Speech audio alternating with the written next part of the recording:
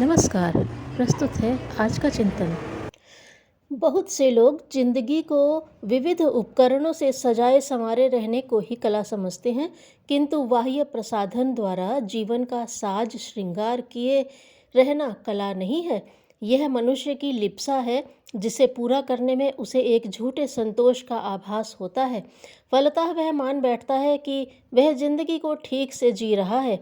कला तो वास्तव में वह मानसिक वृत्ति है जिसके आधार पर साधनों की कमी में भी जिंदगी को खूबसूरती के साथ जिया जा सकता है। जिंदगी को हर समय हंसी खुशी के साथ अग्रसर करते रहना ही कला है, और उसे रोज हींग कर काटना ही कलाहीनता है।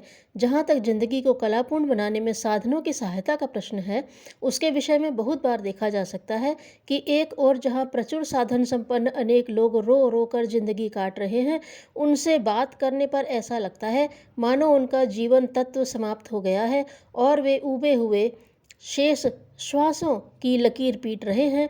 जीवन से उन्हें अभिरुचि नहीं रही गई है। इस प्रकार की जिंदगी को अकलापूर्ण कहा जाएगा। दूसरी ओर अनेक लोग अपने सीमित साधनों में भी उत्साह एवं उल्लासपूर्वक जीते दिखाई देते हैं। जिंदगी उनके लिए कटु अनुभव नहीं, मधुर आस्वादन जैसी होती है। उन्हें न तो उससे अरुचि होती है और न शिकायत। उनके जीवन में आंसुओं की अपेक्षा मुस्कानें अधिक होती हैं। इस प्रकार की जिंदगी कला कुशल मानी जाएगी। ऐसा नहीं कि कलापूर्ण जिंदगी जीने के लिए जीवन से आंसुओं का सर्वथा बहिष्कार कर दिया जाए और उनके स्थान पर जैसे भी हो मुस्कानों का संचय किया जाए। जिंदगी में हंसने तथा रोने दोनों का अपना अपना स्थान है।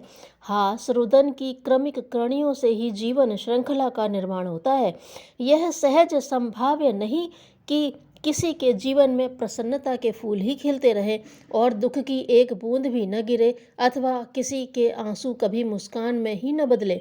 हर्ष और विषाद जीवन वाटिका के दो अनिवार्य दृश्य हैं, जिन्हें सबको ही यथाअवसर देखना पड़ता है, किंतु जो दुख और सुख में समान रहता है वही कुशल कहलाएगा। संसार में ऐसे बहुत से लोग हो सकते हैं जो करुणा अथवा शोक के संयोग पर भी यों ही टुकुर टुकुर देखा करते हैं।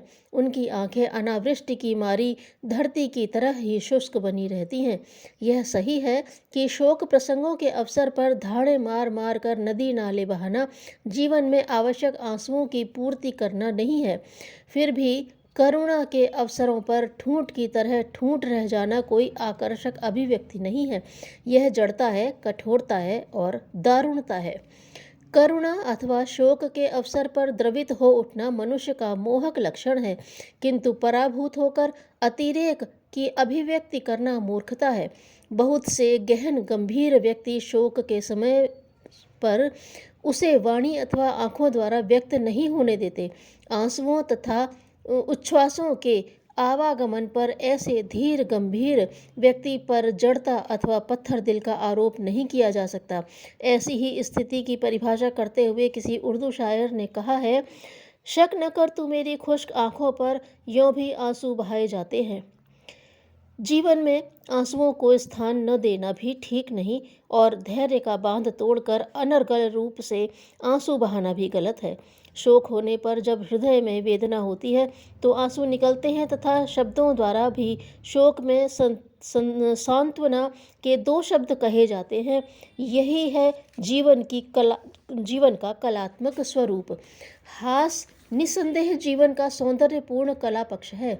जिस अनुपात से जिसके जीवन में हंसी खुशी सम्मिलित रहती है, वह उसी अनुपात से कलापूर्ण समझा जाएगा।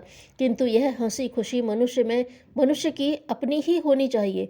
दूसरों की छीनी हुई अथवा दूसरों को दुख पहुंचाकर पाई हुई प्रसन्नता कला पक्ष में नहीं मानी जा सकती। मनुष्य की वह ही हंसी खुशी कला पक्ष में मानी जाएगी जो उसके अपने संतोष, आशा, उत्साह और धैर्य से उत्पन्न हुई हो। हंसी का अर्थ केवल हंसते रहना ही नहीं है। जीवन में संतोष, सहिष्णुता, आशा, उत्साह, रुचि तथा रोचकता आदि गुण भी हास और उल्लास के समान ही हैं। इनके अभाव में मनुष्य का अशांत एवं असंतोषी रहना स्वाभाविक है। माना कि हंसी खुशी जीवन में आवश्यक है, परंतु जब वह अनियंत्रित अथवा अमर्यादित हो जाती है, तब वह कला के स्थान पर कुरूपता ही उत्पन्न करती है। हर समय हर स्थान अथवा परिस्थिति में हंसते रहना, निश्चिंतता दिखाना, अलमस्त बने रहना वास्तविक हंसी खुशी नहीं है।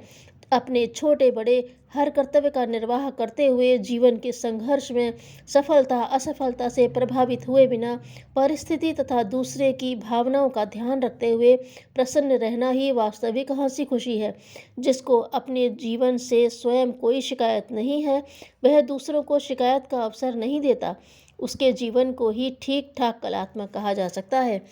इस प्रकार का निरुपालंब जीवन प्राप्त करने के लिए संतोष, संघर्ष तथा साहस की वृत्तियों को जीवन में स्थान देना होगा।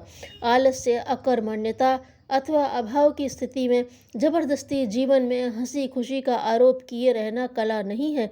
यह स्थिति उसी दशा में कलापूर्ण कही जा सकती है जब मनुष्य अभाव को दूर करने के लिए पूरा प्रयत्न एवं पुरुषार्थ करता रहे और परिस्थिति, संयोग अथवा किन्हीं कारणों से सफलता न पाने पर भी असंतुष्ट, हताश अथवा निरुत्साह न हो। अभावों अथवा आवश्यकताओं की मार खाते हुए भी आलस्य में पड़े रहना अथवा निश्चिंत बने रहना कला नहीं, कुरूपता है। अपनी क्षमताओं के अंतिम छोर तक उद्योग करने पर भी यदि सफलता नहीं मिलती, तब भी दुखी होकर आशा एवं उत्साह का परित्याग न करके उपाय पूर्वक परिस्थितियों से टक्कर लेने और विपन्नता को बदल देने का हौसला बनाए रखना ही कला है। कलापूर्ण जीवन के लिए उचित एवं उपयुक्त उदारता, परिश्रम एवं पुरुषार्थ ठीक तरह ही अपेक्षित हैं। संतोष एवं शांति की तरह ही आवश्यक है। साधन अथवा असाधन, संपन्नता अथवा विपन्नता, किन्हीं भी स्थितियों में आवश्यक पुरुषार्थ के साथ सहजता, सरलता, संतोष, आशा तथा उत्साह का यथा योग्य निर्वाह करते हुए जीना ही कलापूर्ण जीवन है, जिसे प्राप्त करना न केवल श्रेयस्कर ही है बल्कि सार्थक एवं सुखकर भी है। साधना जीवन के बहिरंग और अंतरंग क्षेत्रों में सुसंस्कारिता, सुव्यवस्था उत्पन्न करने का नाम है। धन्यवाद।